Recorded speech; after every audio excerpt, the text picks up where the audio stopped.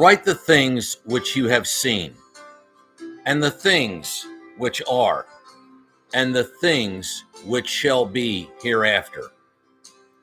In this one verse, we have an overlook of the entirety of the book of Revelation.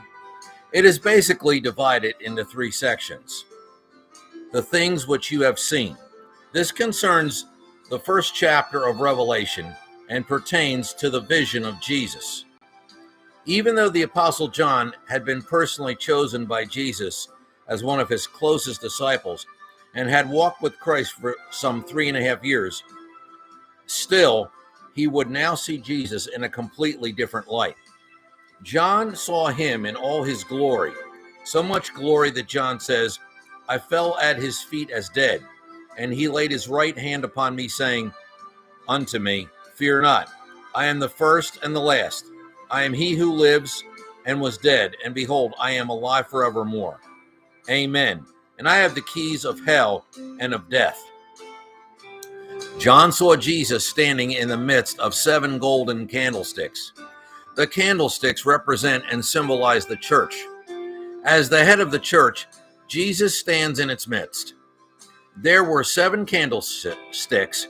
The number 7 is God's number of perfection, totality, universality, and completion.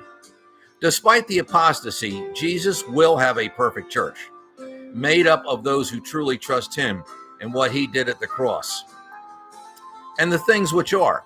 This constitutes chapters 2 and 3 of Revelation, which pertain to the church age. Even though only 2 chapters in the book of Revelation are devoted to it, the church age constitutes the longest period of time of the 3 sections, now nearly 2,000 years.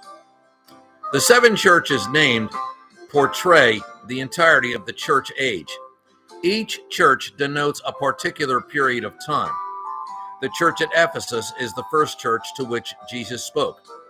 It represents the apostolic age, which lasted for approximately the first 100 years. The church at Smyrna is second and was the church of persecution. Its time frame was approximately AD 100 to AD 300. Pergamos is the third church and constitutes the state church, so-called. In a sense, it continues unto this hour. The church at Thyatira is the fourth and constitutes the papal church. It began approximately in AD 600 and continues to this hour. The church at Sardis is the fifth and constitutes the Reformation church. It began about AD 1500 and continues to this hour.